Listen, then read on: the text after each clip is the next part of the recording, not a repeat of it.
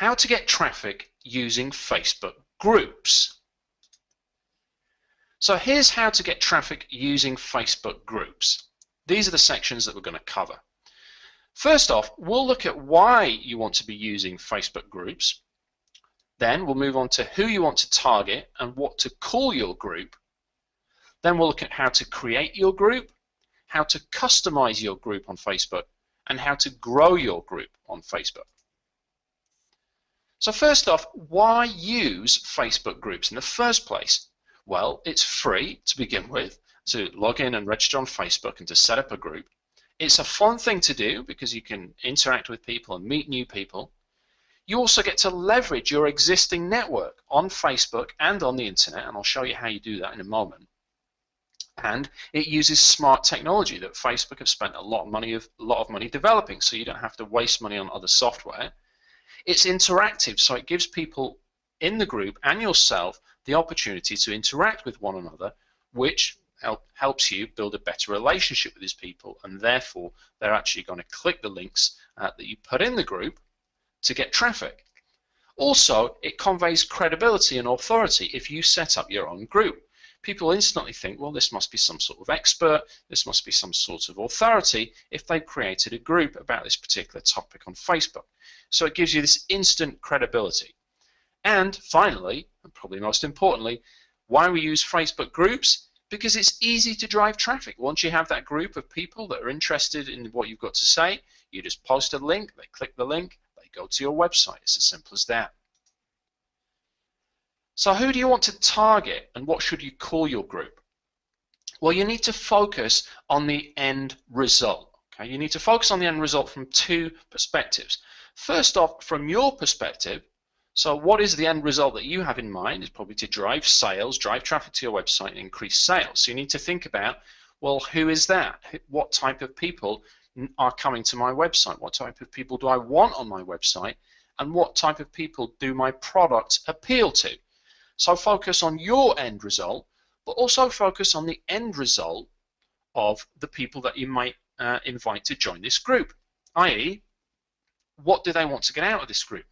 You know, what are their desires, what are their needs when they come onto the internet, and if you can solve those in some way with your group, they'll join the group.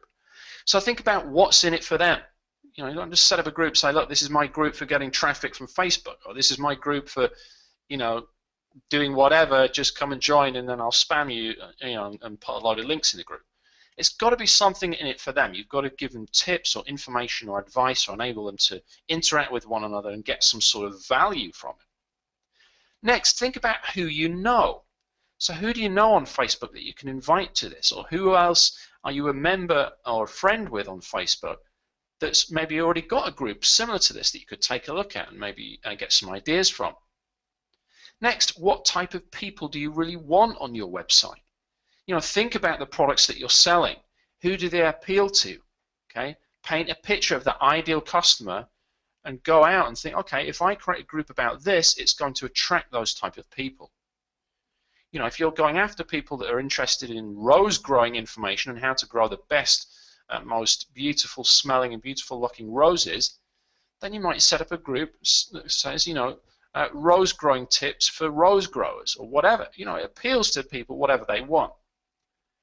When you're coming to actually name your group, you need to keep it short. Okay, keep it as short as you can and keep it original. Try and make it something original so that it stands out. Next, let's get on to part 3, which is actually creating your Facebook group. So there's 3 things you need to do in this stage. Okay, first off, log in to Facebook. Next, click on your profile and then create the group. So let's go and take a look at that. So once you're logged into Facebook, you just see your name and your little picture, and this is in my Facebook account. You'll see your name and your photograph. You just click on that and that will take you to your profile.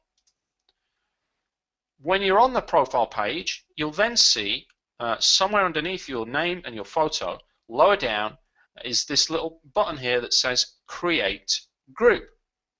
So you just go ahead and you click on that. You click Create Group. Okay, so we've done log into Facebook, click on your profile, create the group. So next, let's look at giving it a title, inviting one person, and I'll explain why in a moment, and setting the privacy of the group. So when you click Create Group, it opens this window. And you can see here that you need to give the group a name. So this is where you put in the title of the group, remembering to keep it short, snappy, and ideally original.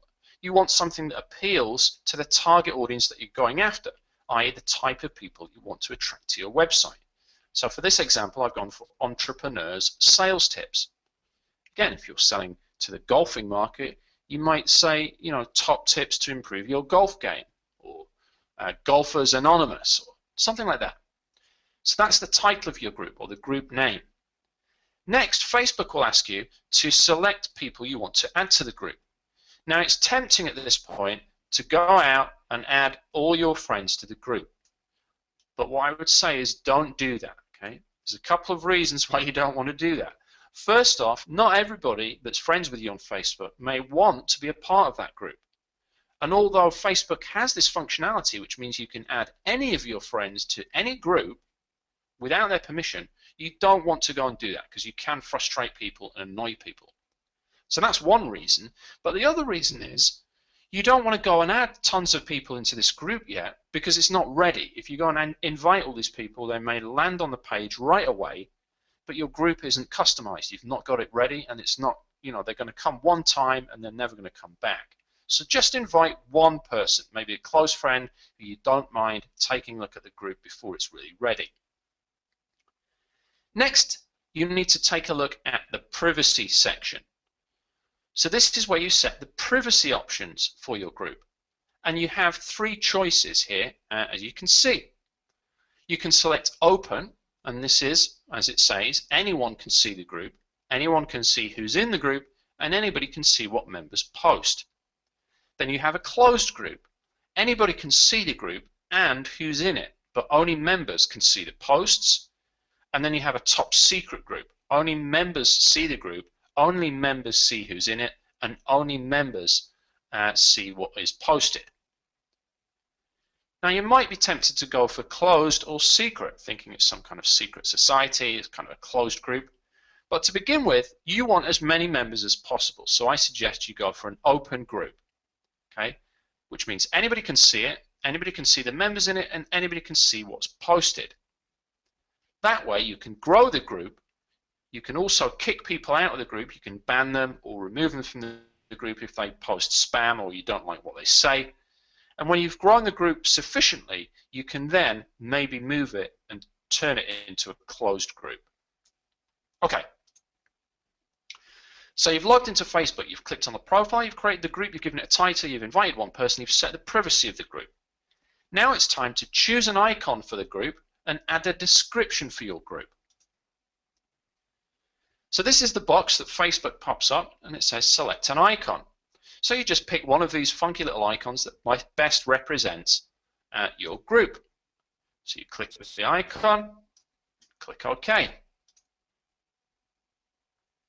Next, you need to add a description to the group. So you'll see this is a screenshot from a new group that I created. And at the top here, this is the banner.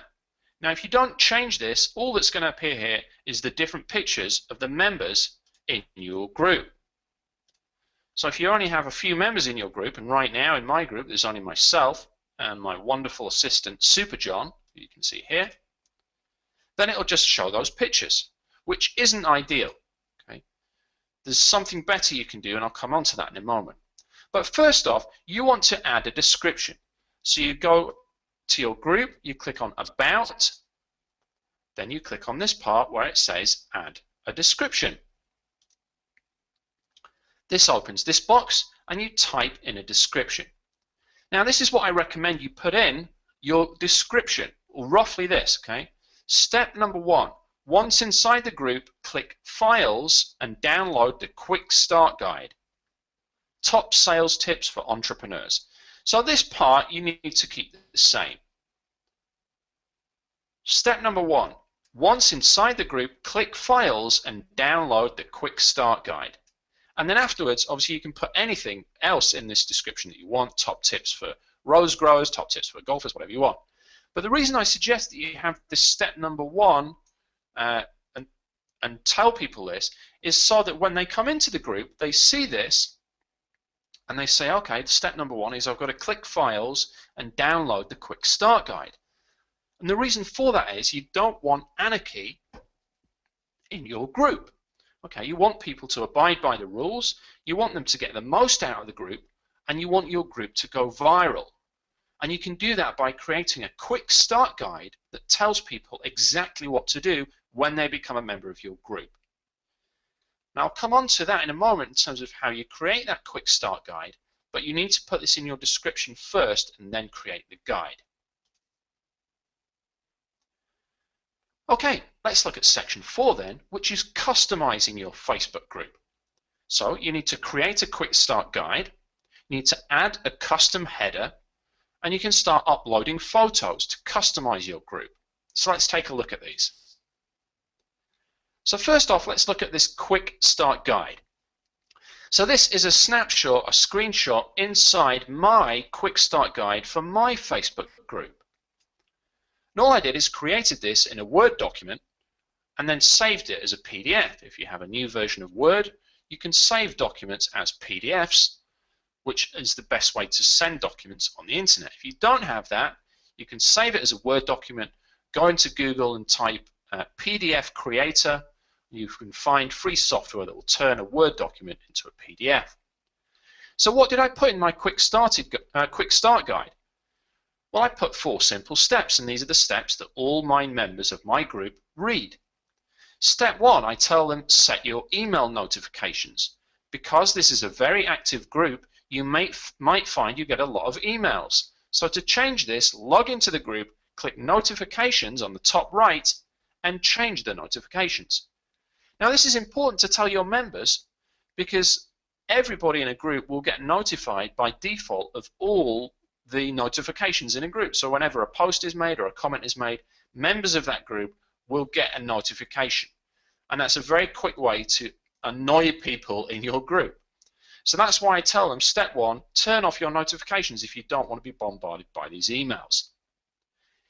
What else do I put in the quick start guide? Well, step number 2, I basically, because this is a group about internet marketing, I say ask your internet marketing questions. Just post it on the wall of the group, and either me, a staff member, or another group member will try to answer your question and help you out. So this is just to encourage them to interact and become part of the group.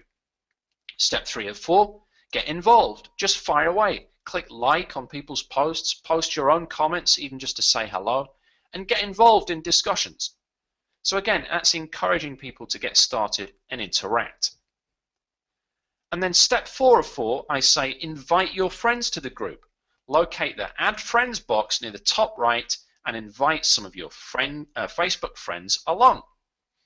So by including these 4 steps in the Quick Start Guide, I get them to cut down on their notifications so they don't get bombarded by emails. I get them to ask questions and interact, get involved, and also grow the group for me by inviting their friends. So once you've created that Quick Start Guide as a PDF, you then need to upload it to your Facebook group. Here's how you do that. You go into the Facebook group and you click on Files, and then you select the plus icon here and you choose Upload a File. You then upload the PDF Quick Start Guide that you've created, give it a title, and it will appear in the File section. So when people come into your group and they go onto Files, they can download that Quick Start Guide as you told them to do in your description of your group. So we've created a Quick Start Guide. Next, adding a custom header. So remember, I told you if you don't do this, you're going to have just pictures of the members here, which is okay, but you can do better things with your header. You can give instructions, you can have your rules of your group, you can even tell them, look, go and click Files and download the Quick Start Guide. You could use that and tell them that on the header. So how do you do that? Well, you hover over the header of your group and you get this little icon that says Upload a Photo.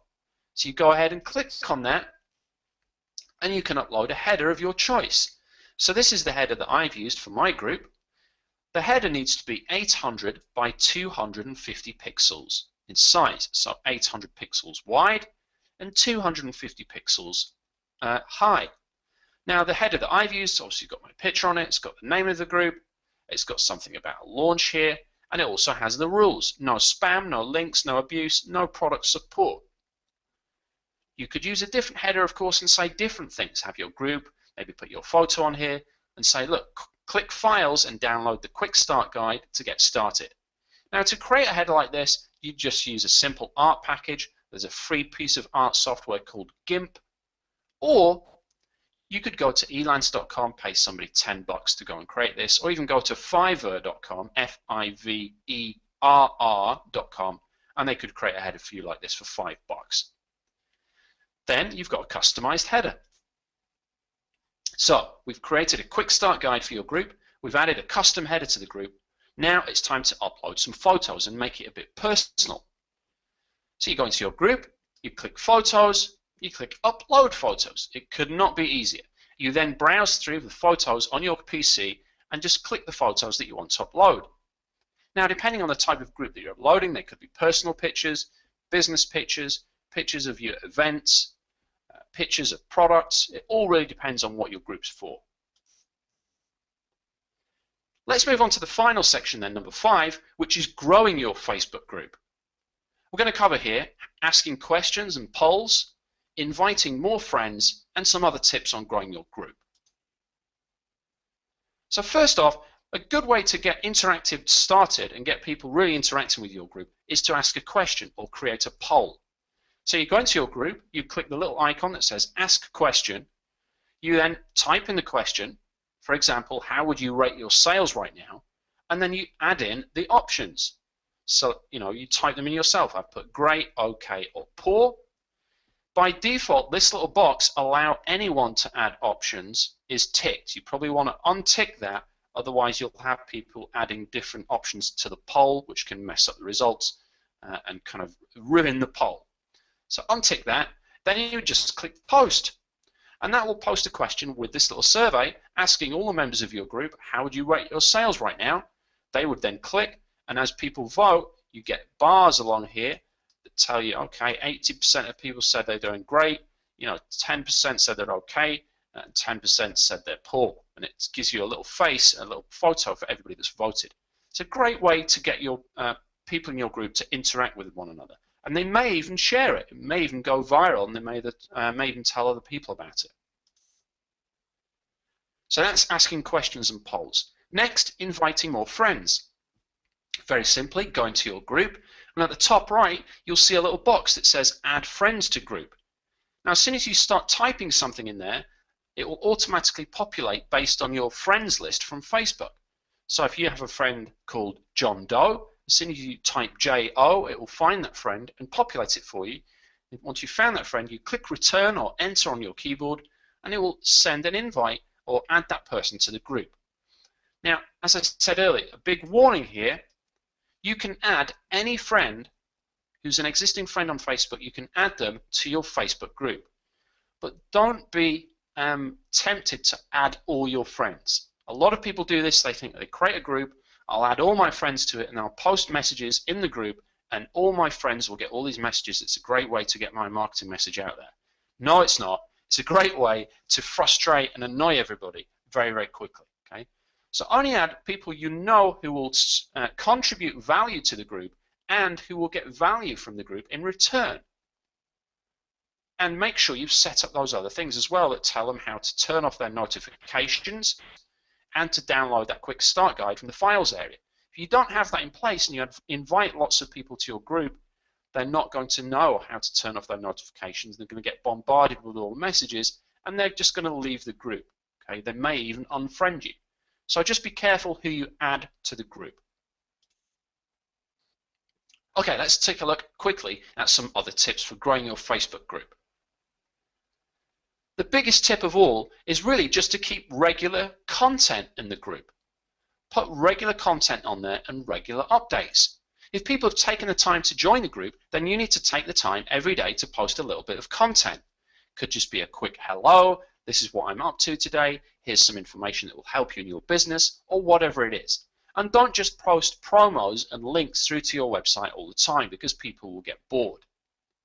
Remember to remove unwelcome members, so people that spam you or people that are abusive. Just find the post that you don't like, you can delete the post, and also remove and permanently ban the member. Next, try using daily quotes or tips of the day. They work really well to get people to come back to your site and come back to your Facebook group time and time again.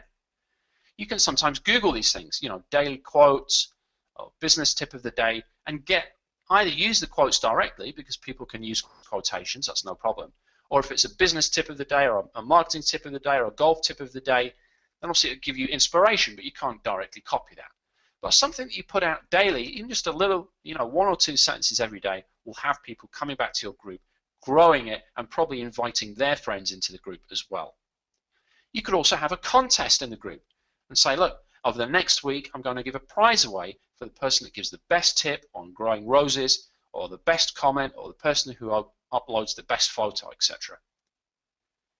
So that's how to grow your Facebook group. So, to summarize, here's how to get traffic using Facebook groups. Number 1, create your group.